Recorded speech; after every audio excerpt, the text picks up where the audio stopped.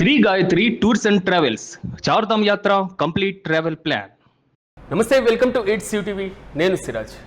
విశాఖ ఉక్కు ఆంధ్రుల హక్కు ఇది ఒక్కప్పటి నినాదం మాత్రమే కాదు, 1960 దశకంలో సాధించినటువంటి కీలకమైన విప్లవాత్మకమైనటువంటి పరిశ్రమ.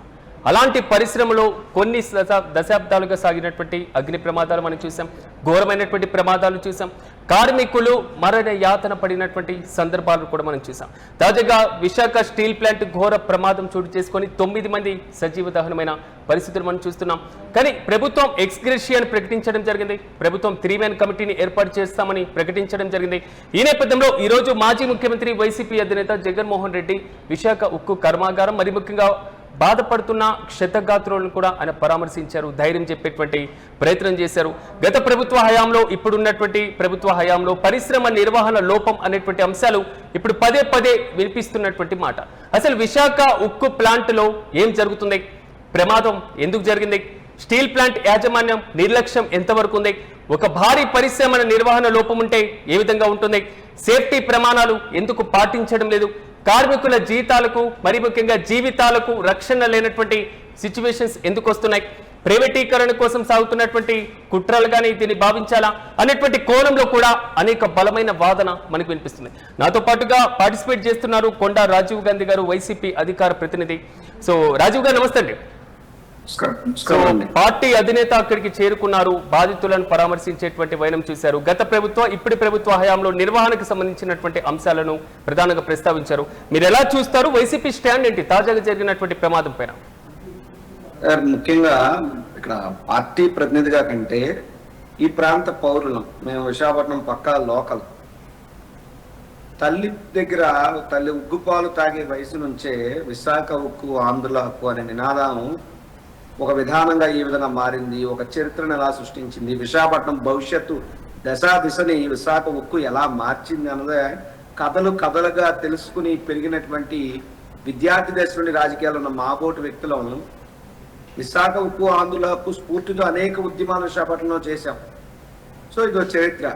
ఇటువంటి విశాఖ ఉక్కు గతంలో ఇప్పుడు మేము అధికారంలో ఉన్నప్పుడు కేంద్ర ప్రభుత్వం దీన్ని దీపం పథకం కింద 100% డిస్ఇన్వెస్ట్మెంట్ పాలసీ చేయాలనేటువంటి ఒక నిర్ణయం తీసుకుంటే దానిని ముక్త కంఠంతో ఆ రోజు ప్రభుత్వంలో ఉన్నటువంటి వైఎస్ఆర్ కాంగ్రెస్ పార్టీ వ్యతిరేకించడమే కాకుండా స్థానికంగా ఉన్నటువంటి local bodies, so called greater Visakha municipal corporation కానివ్వండి, విశాఖ జిల్లా పరిషత్లో కానివ్వండి, అసెంబ్లీలో కానివ్వండి, ఈ యొక్క ప్రైవేటైజేషన్కి వ్యతిరేకంగా తీర్మానాలు చేసి కేంద్ర ప్రభుత్వం పంపడం జరిగింది.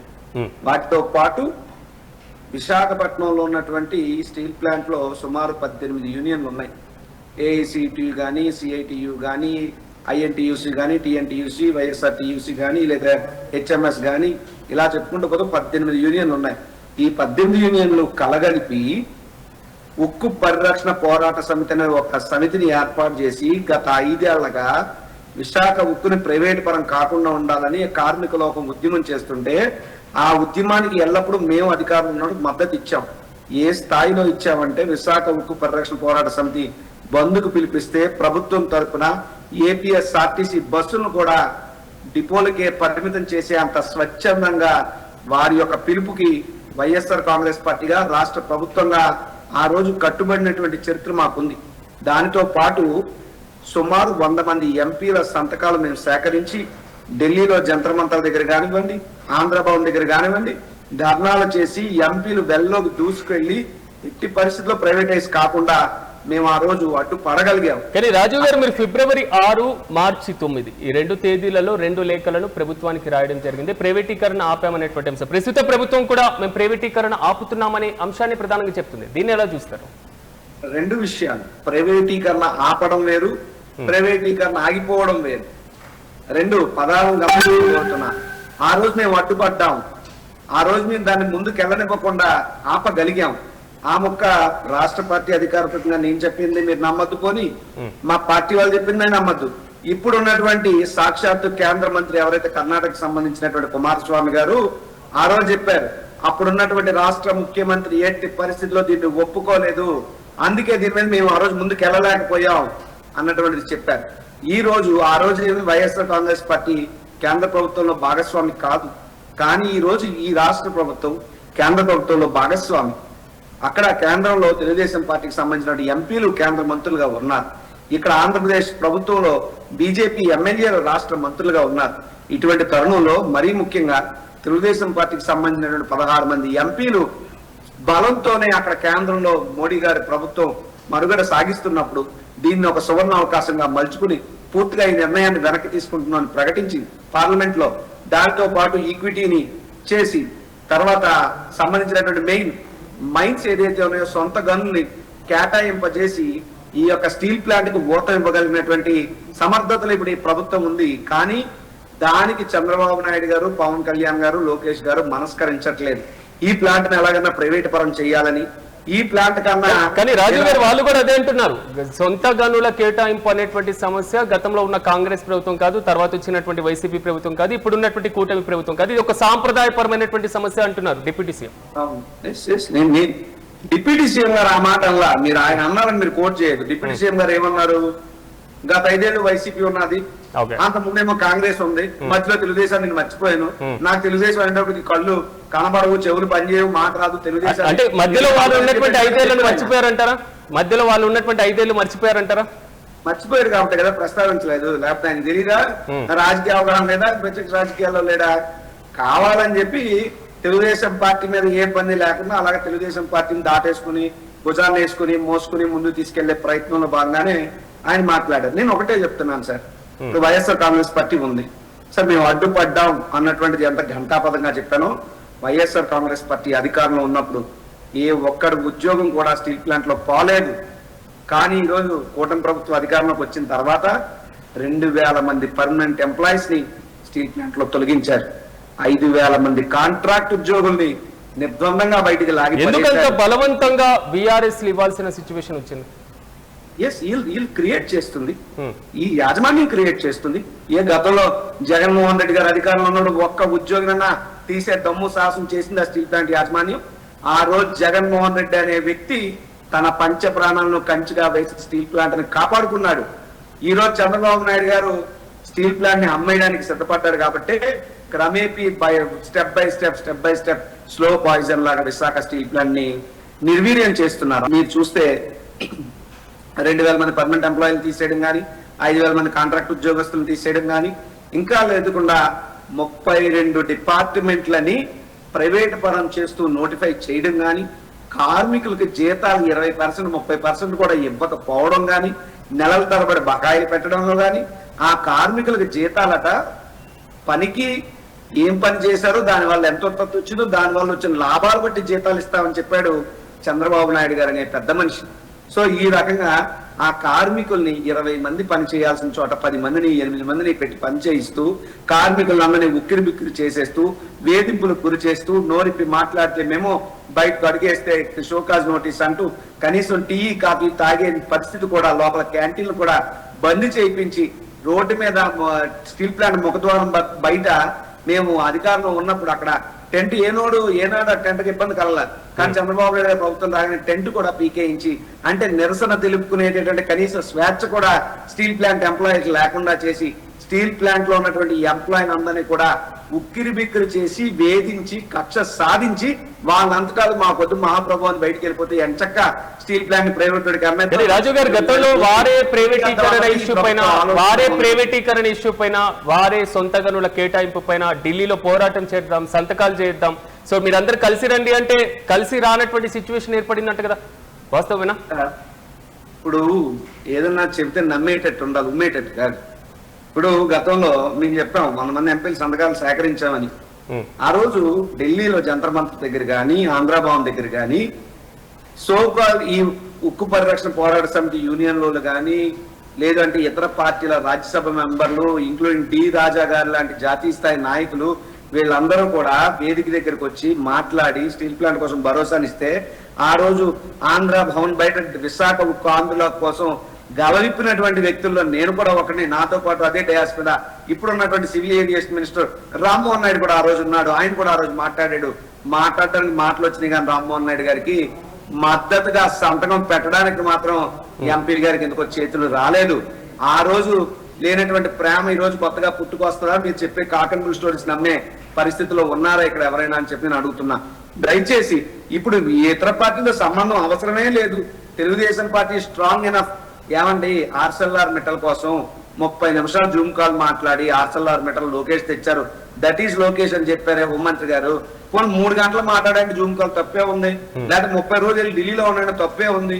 పట్టరండి వైజాగ్ స్టీల్ ప్లాంట్ కి సొంత దానిలో తీసుకురండి.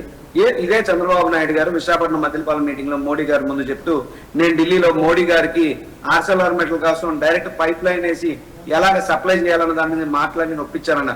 వాళ్ళెవరో ప్రైవేట్ వాళ్ళ కోసం అంత తాపత్రయం పడే బదులు కన్నతల్లి లాంటి స్టీల్ ప్లాంట్ కోసం కొంచెమైనా మీరు ప్రేమ చూపించచ్చు కదా, బాధ్యత.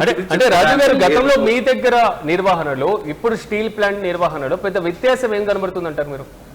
లేదు, ఇప్పుడు నేను చెప్పినటువంటి ఉన్నాయి కదా. ఏ రోజు ఒక స్టీల్ ప్లాంట్ ఇప్పుడు ఒకటేనండి, 10 మంది చేయాల్సిన పని 20 మంది పని చేసే దగ్గర 10 మంది పని చేస్తే పని ఒత్తిడి ఉండదా? ఆ ఒత్తిడి వల్ల లోపాలు, నిర్వహణ లోపాలు జరగవా? రెండోది, ఇప్పుడు తీసుకుంటున్నటువంటి రా మెటీరియల్ లో కూడా నాసి రకమైనటువంటి రా మెటీరియల్స్ ఉన్నాయని, దాని మీద ప్రాపర్ మిక్సింగ్ అనేటువంటి రిన్సింగ్ అనేటువంటిది జరగలేదని రకరకాల అనుమానాలు ఉన్నాయి. దీన్ని ఎవరు నివృత్తి చేయాలి, ఎవరు దీనికి కారకులు ఎలా బయట పెట్టాలి అని అంటే, వీళ్ళు వచ్చి ఏదో 3 మెన్ కమిటీ ఏదో కమిటీ వేశారట బిలాయికి సంబంధించి స్టీల్ ప్లాంట్. ఈ స్టీల్ ప్లాంట్ యాజమాన్యం మరో స్టీల్ ప్లాంట్ యాజమాన్యం తప్పు చేసి దానికి వ్యతిరేకంగా రిపోర్ట్ ఇస్తుందా? Is it happens? ఎక్కడైనా జరుగుతుందా అలాగా? కానీ చేయాల్సింది ఏంటి, మీరు సిట్టింగ్ జడ్జితో విచారణ ఆదేశించాలి. దాంట్లో స్పెసిఫిక్ ఎక్స్పీరియన్స్ ఎక్స్పర్ట్స్ కమిటీ ఉండాలి. లైక్ మెటలర్జీలో ఉన్న వాళ్ళు కానీ, ఐఐటిఎన్స్ కానీ. సంబంధించిన స్టీల్ ప్లాంట్ 3 మెన్ రావాల్సినటువంటి అవసరం ఎందుకు వస్తుంది? అంటే సాంకేతిక పరమైనటువంటి అంశాలు, నిర్వహణకు సంబంధించినటువంటి సిచ్యువేషన్ అధ్యయనం కోసం అనుకోవచ్చు కదా. ఇప్పుడు లేదు, వాళ్ళు చెప్పారు కదా, వాళ్ళ కమిటీ దాని గురించి ఈ యొక్క ప్రమాదం ఎందుకు జరిగిందో దాన్ని విశ్లేషించడం కోసం, తప్పులు ఎంచడం కోసం కమిటీ వేసామన్నారు. కానీ నేనైతే వ్యక్తిగతంగా, నేనే కాదు, మీరు మైకపట్నం స్టీల్ ప్లాంట్ గేట్ దగ్గరికి వెళ్ళి ఎవరన్నా అడగండి, ఇలా బెలాయ్ స్టీల్ ప్లాంట్ నుండి ఏదో కమిటీ వేసారట, దాన్ని మీరు ఓకేనండి, ఎవరు ఒప్పుకోరు. ఏం చేస్తారు, అది చేసి మొత్తం మసిపూసి మాడిగా చేసి మూల పడేసేటటువంటి వ్యవహారం. అందుకే మేము అడుగుతున్నాం, సిట్టింగ్ జడ్జి గారితో విచారణ జరిపించాలి. ఆయన అధ్యక్షతను విచారణ జరగాలి. అందులో మెటలర్జీకి సంబంధించి ఇతర ఎక్స్పర్ట్స్ వాళ్ళందరూ కమిటీగా ఉండి దానికి సమగ్రమైనటువంటి లోతైనటువంటి విచారణ జరగాలి. దానికి సంబంధించి అందరికి కూడా శిక్ష పడాలి ఖచ్చితంగా. ఏమంటే ఇదే ఓ ప్రైవేట్ కంపెనీ చేస్తే వదిలేస్తామా? ఏమంటే ఎన్ని ప్రైవేట్ ఫ్యాక్టరీలు తగలబడితే ఆ యాజమాన్యం యజమానులను తీసుకెళ్లి లోపలేదు? ఎందుకు మీరు స్టీల్ ప్లాంట్ సిఎండీని మీరు ఎందుకు అరెస్ట్ చేయరు? Why don't you arrest the CMD of steel plant? సమాధానం చెప్పండి. ఏమండి, రాష్ట్ర కార్మిక శాఖ మంత్రి ఎక్కడికి వెళ్ళిపోయారండి? అసలు హూ ఈజ్ లోకేష్? లోకేష్ ఎవరైనా స్పందించడానికి వచ్చారు? ఆయన బాధ్యత ఏంటి? Is the chief minister? Where is the chief minister? ఎందుకు చీఫ్ మినిస్టర్ రారు? చీఫ్ మినిస్టర్ కి స్టీల్ ప్లాంట్ అంత చులకనా? అంటే మనుషుల ప్రాణాలంటే అంత లెక్కలేదు చంద్రబాబు నాయుడు గారికి. ఓట్లకి అయితే స్టీల్ ప్లాంట్ కావాలా, ఇంకోటి అయితే స్టీల్ ప్లాంట్ కావాలా? ఈ రోజు ప్రాణాలు పోతే స్టీల్ ప్లాంట్ వైపు కన్నెత్తి చంద్రబాబు నాయుడు గారు చూడరా? కొడుకుని పంపుతారా? పోనీ వచ్చారు. వేర్ ఈస్ ద నా కార్మిక శాఖ మంత్రి అండి, where is minister Vasamsetti Subhash గారు, లేబర్ మినిస్టర్. ఆయన ఎక్కడైనా బయటకు వచ్చి ఒక మీడియాతో బయట మాట్లాడా? ఆయన ప్రెజెన్స్ ఏది అసలు? అంటే సకల శాఖ మంత్రి లోకేష్ అని చెప్పడానికి ఇదే ఉదాహరణ. సొంత విద్యాశాఖలో డిఎస్సి లబోదివ్వం అంటే బయటికి రాడు. ఈరోజు లేబర్ మినిస్టర్ చేయాల్సిన పని వచ్చి ఏం చేస్తారు? సో ఈ రకంగా వీళ్ళ రాజకీయాలుగా జరిగినటువంటి సంఘటన వాడుకుంటూ, మరీ ముఖ్యంగా మొన్న వచ్చి ఉత్తరే జగన్మోహన్ రెడ్డి గారి గురించి రాలేదండి ప్రతిపక్ష నాయకులను అడగచ్చు, తప్పులేదు. టీమ్ 11 కెప్టెన్ రాలేదా అంటే ఏంటి ఆ రకమైనటువంటి జుగుప్సాకరమైనటువంటి మాటలు? కానీ రాజు గారు, ఇప్పుడు మీరు అంటున్నారు సిట్టింగ్ జడ్జితో విచారణ జరపాలి, సో పూర్తి స్థాయిలో నిజానిజాలు బయటికి రావాలి, పారదర్శకంగా విచారణ జరగాలి అనేటువంటి అంశం. కానీ ఇప్పుడు జరిగినటువంటి ప్రమాదం, గతంలో చిన్న ప్రమాదాలు కూడా చోటు చేసుకునే ఆక్సిజన్ ప్లాంట్ దగ్గర మనం చూసాం. కొన్ని సందర్భాల్లో కార్మికులకు కొంతవరకు గాయాలతో బయటపడినటువంటి సందర్భాలు చూసాం. కానీ ఇప్పుడు జరిగిన ప్రమాదం ఓన్లీ ప్రైవేటీకరణ కోసమే ఇలాంటి కుట్ర జరుగుతుంది అనేటువంటి కోణంలో వ్యాఖ్యానించాల్సినటువంటి అవసరం ఎందుకు వస్తుంది?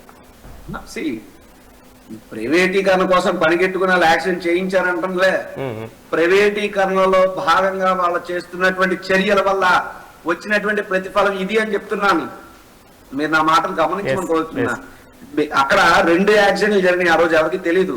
బహుశా మీడియాలో కూడా పూర్తిగా బయటకు వచ్చిందో లేదో అంశం నాకు తెలియదు. కానీ మేము అక్కడ స్థానికులు కాబట్టి మాకు వాస్తవాలు కాస్త కోస్త వెళ్ళి వస్తున్నాం, మాట్లాడుతున్నాం బాధితులతో, అక్కడ కార్మికులతో. కాబట్టి 2 ఇన్సిడెంట్లు జరిగినాయట, SMS 1, SMS 2లో. అయితే మొదటిది జరిగిన తర్వాత ఒక 20 నిమిషాలకు అరగంటకు రెండోది జరిగింది. మొదటిది జరిగినప్పుడు వెంటనే కూడా అక్కడ ఉన్నటువంటి ఉన్నత స్థాయి అధికారులు అలర్ట్ అయ్యి వీళ్ళందరినీ అక్కడ బయటికి ఉండగలిగితే డెఫినెట్ గా ఈ స్థాయిలో ప్రాణ నష్టం ఉండేది కాదు. సో ఇక్కడ నో డౌట్ స్టీల్ ప్లాంట్ యాజమాన్యం యొక్క నిర్లక్ష్య ధోరణి వల్ల, ఈ కూటమి ప్రభుత్వం యొక్క ప్రైవేటీకరణ అనేటువంటి ఆలోచన వల్ల, వాళ్ళ తీసుకునేటటువంటి పిచ్చి నిర్ణయాల వల్ల ఈ రోజు స్టీల్ ప్లాంట్ లో 9 మంది జీవితాలు నాశనం అయిపోయాయి.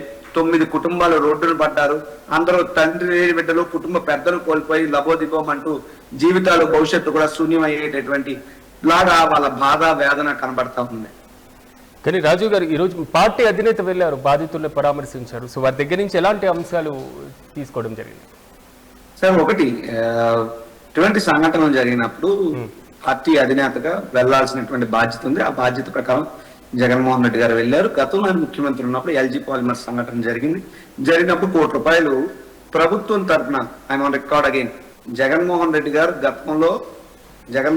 గతంలో ముఖ్యమంత్రిగా ఉన్నప్పుడు LG పాలిమర్స్ సంఘటన జరిగితే ప్రభుత్వం తరఫున ₹1 ఆయన ఎక్స్‌గ్రేషియా అనౌన్స్ చేశారు. కానీ ఇక్కడ లోకేష్ గారు 1,40,00,000 1,70,00,000 వస్తుంది కదా అని చెప్పి ఏదో మాట చెప్పారు. సో అందులో ఏది కూడా రాష్ట్ర ప్రభుత్వం తాలూకా డబ్బు కాదు. వాళ్ళకి జనరల్ గా వచ్చే గ్రాట్యుటీయో, పెన్షనో, లేదంటే రిస్క్ ఇన్సూరెన్స్ కానివ్వండి, లేదు అనుకుంటే కేంద్ర ప్రభుత్వం ఇస్తున్నటువంటి 2 లక్షలు కానీ, లేదంటే యాజమాన్యం ఇచ్చేటటువంటి ఒక 20 లక్షలు కానీ, ఇవన్నీ కూడా రాష్ట్ర ప్రభుత్వం ఇచ్చేదేం లే. అందుకే జగన్మోహన్ రెడ్డి గారు అడిగారు, ఇక నువ్వు ఇచ్చేది ఏందయ్యా బోడీ, లోకేష్ నువ్వు ఇచ్చేది ఏంది బోడీ, మీ నాన్న ఇచ్చేది ఏంది బోడీ, మీ జోబులో కానీ డబ్బులు కానీ ఇస్తున్నారా? ₹1 ఇవ్వడానికి మీకు ఎందుకు మనసు రాదు? ఇదే విశాఖపట్నంలో 99 పైసలకు ఒక ఎకరా మీరు అమ్మేస్తున్నారట ప్రైవేట్ వాళ్ళకి అని చెప్పి మీలాంటి ఒక పత్రికా విలేకరు అడిగితే చాలా అహంకారంతో లోకేష్ అన్నారు. ఏమన్నారు ఆయన లోకేష్ గారు? 99 పైసలకు 1 ఎకరా కాదు, మొత్తం భూమి ఇస్తాను, నా ఇష్టం అన్నాడు ఆయన. అడిగేది ఎవడరా నా ఇష్టం అన్నట్టు తయారైంది. అంటే కార్పొరేట్ వ్యక్తులకి లక్షల కోట్ల విలువ చేసేటటువంటి భూములు 99 పైసలకి ఇచ్చేటటువంటి ఉదార స్వభావమైన నారా లోకేష్ గారు కడు పేదవాడు, బేదవాడు, కార్మికుడు కష్టం వచ్చి పని సమయంలో ఒక దుర్ఘటన జరిగి ప్రాణాలు కోల్పోయి కుటుంబం రోడ్డును పడితే అటువంటి వ్యక్తి కుటుంబాన్ని ఆదుకోవడానికి, భవిష్యత్తు దారి చూపించడానికి ₹1 ఇమ్మని చెప్పి అడిగితే అదో లక్షణాన్ని ఏడుస్తారా? ఆ కుటుంబం మీద విరుచుకు పడతారా? ఎమ్మని అడిగిన కార్మిక నాయకులు మీరు పెడతారా? మీ కుటుంబాల్లో ఎవడో చచ్చిపోలేదు కదా అని అడుగుతారా? ఇదంతా ఎలా వచ్చింది? అహంకారం, అధికారం అనే అహంకారం తలకెక్కి మదం ఎక్కినటువంటి మదటేనుగులా తయారయ్యి ఇష్టానుసారం నారా లోకేష్ గారు ఏదైతే బాధితుల పట్ల దురుసుగా ప్రవర్తించారో ఆ సంఘటనలన్నీ కూడా జగన్మోహన్ రెడ్డి గారికి బాధితులు చెప్పడం జరిగింది. సో జగన్మోహన్ రెడ్డి గారు వారికి ఇచ్చినటువంటి భరోసా ఏమిటంటే, ఈ ప్రభుత్వాన్ని డిమాండ్ చేస్తున్నాం, ఖచ్చితంగా ₹1 ప్రభుత్వం తరఫున ఎక్స్‌గ్రేషియా ప్రకటించాలని. ఒకవేళ ఇవ్వలేని పక్షంలో ఎన్ని రోజులైనా, ఎన్ని నెలలైనా, మళ్ళీ జగన్మోహన్ రెడ్డి గారు ముఖ్యమంత్రి అయిన తర్వాత నెల రోజుల్లో ఈ బాధిత కుటుంబాలన్నిటికీ కూడా ప్రభుత్వం తరపున అదనంగా ₹1 మేము వచ్చి ఇస్తామని చెప్పి వాళ్ళందరికీ హామీ ఇవ్వడం, వాళ్ళలో ధైర్యం నింపడం కూడా జగన్మోహన్ రెడ్డి గారు చేయడం జరిగింది. వాళ్ళని పరామర్శించారు. రాజు గారు, ఫైనల్ గా మీరు వైసీపీ ప్రభుత్వం తరపున, సో వైసీపీ పార్టీ తరపున గతంలో మీరు వ్యవహరించినటువంటి తీర్మానాలు, మీరు పంపినటువంటి లేఖలు, ఈ మొత్తం అంశాలను బేరీజ్ వేసుకున్న తర్వాత స్టీల్ ప్లాంట్ పరిరక్షణ కోసం ప్రస్తుత ప్రభుత్వాన్ని మీరు ఏం డిమాండ్ చేయదలుచుకున్నారు? వ్యవస్థాపరమైనటువంటి అంశాలు. జగన్మోహన్ రెడ్డి గారు చాలా స్పష్టంగా చెప్పారు కదా, మీ యొక్క విశ్వసనీయతను మీరు నిరూపించుకోవాలంటే మేము చేసిన మాదిరి మీరు చెయ్యండి. మేము ఆ రోజు అసెంబ్లీలో తీర్మానం చేస్తాం, మీరు చెయ్యండి, మీ విశ్వసనీయతను మీరు నిరూపించుకోండి. ఇక్కడ మీకు స్పష్టంగా కొన్ని అంశాలు నేను చెప్పదలుచుకున్నాను. కేంద్ర ప్రభుత్వం అక్కడ ఉన్నటువంటి అప్పులు మాఫీ చేయాలి, లేదా వడ్డీని మాఫీ చేయాలి, లేదా సొంత గనులు కేటాయించాలంటే ఇవన్నీ కేంద్ర ప్రభుత్వం చేతిలో ఉంటే అవి కూడా చేయగలరు. కానీ ప్రెజర్ పెట్టట్లేదు. ఒకవేళ నిజంగా ప్రయత్నిస్తున్నాం, మా వల్ల కావట్లేదని చెప్పి ఇప్పుడు ఉన్నటువంటి ప్రభుత్వ కూటమి నాయకులు చెప్పాలనుకుంటే వీళ్ళ చేతిలో ఉన్న కొన్ని పనులు ఉన్నాయి, చెప్తాను చేయమని చెప్పండి. ఏం అక్కర్లా. విశాఖపట్నం స్టీల్ ప్లాంట్, విశాఖపట్నానికి ముఖద్వారం స్టీల్ ప్లాంట్ అయితే, వైజాగ్ స్టీల్ ప్లాంట్ అయితే, ఆ స్టీల్ ప్లాంట్ ముఖద్వారం బయట టెంట్ వేసుకుని నిరసన తెలిపే కార్యక్రమం గత 5 ఏళ్ళు చేశారు. కానీ ప్రభుత్వం వచ్చిన తర్వాత మొత్తం అంతా పీకించేసింది. ఆ టెంట్ వేసుకుని ఉండే కార్మికుల్ని, టెంట్ వేసుకున్నటువంటి కార్మికులు ఉదయం పూట డ్యూటీకి వెళ్తూ రెండో పూట వచ్చి టెంట్ లో కూర్చుంటున్నారు. అలా కూర్చోనివ్వండి ఆ కార్మికులు. మీకు వచ్చినటువంటి నొప్పి ఏంటి, ఇబ్బంది ఏంటి? రెండోది, తీసేసినటువంటి 2,000 మంది పర్మనెంట్ ఎంప్లాయీస్ కొత్త వారిని మీరు రిక్రూట్ చేయండి. ఆర్ కార్డులు అంటే ఎవరైతే భూములు త్యాగాలు చేసి స్టీల్ ప్లాంట్ నిర్మాణానికి సహకరించినటువంటి కుటుంబాలకు అప్పుడు ప్రభుత్వం ఆర్ కార్డులను ఇచ్చింది. ఆ ఆర్ కార్డులందరికీ కూడా ఈ 2,000 మంది ప్లేస్ లో ఉద్యోగాలు ఇవ్వండి, పర్మనెంట్ ఉద్యోగాలు. మీరు ఏదైతే 5,000 కాంట్రాక్ట్ ఎంప్లాయీస్ తీసేశారో 5,000 మందిని రిక్రూట్ చేయండి, కార్మికులను ఇబ్బంది లేకుండా చేయండి, మంచి రా మెటీరియల్ కొనేదానికి సహకరించండి. ఇవన్నీ రాష్ట్ర ప్రభుత్వం ఉన్నటువంటి చేతుల్లో. గతంలో మేము అవన్నీ చేసాం కాబట్టి ఏ రోజు స్టీల్ ప్లాంట్ ఇబ్బంది రాలా. ఇప్పుడు ఈ ప్రభుత్వం చెయ్యట్లేదు కాబట్టి ఇబ్బందులు వస్తున్నాయి. కాబట్టి ఇవన్నీ మీరు చేసి మీ విశ్వసనీయతను మీరు నిరూపించుకోండి, మీరు కేంద్ర ప్రభుత్వాన్ని అడగండి, ఎట్టి పరిస్థితుల్లో ఇవన్నీ మీరు డిమాండ్ చేయండి అని చెప్పి ఇప్పుడు ఉన్నటువంటి కూటమి ప్రభుత్వానికి జగన్మోహన్ రెడ్డి గారు సూచించడం జరిగింది. ఎస్ రైట్ రాజు గారు, మాతో పాటు పార్టిసిపేట్ చేసినందుకు మీకు కూడా ప్రత్యేకమైనటువంటి కృతజ్ఞతలు. మొత్తం మీద మాత్రం విశాఖ స్టీల్ ప్లాంట్ కి సంబంధించినటువంటి వ్యవహారం ప్రమాదం ఎందుకు జరిగిందనేటువంటి కోణంలో దర్యాప్తు మాత్రమే కాదు, వ్యవస్థాపరమైనటువంటి మార్పులు కూడా చాలా అవసరం అనేది మాత్రం ఇక్కడ చాలా స్పష్టంగా అర్థమవుతుంది. ఒకసారి మనం స్టీల్ ప్లాంట్ లోపలికి ఎంటర్ అయిన తర్వాత ఒక ఎర్రటి పైలాన్ ఒకటి కనబడుతూ ఉంటుంది.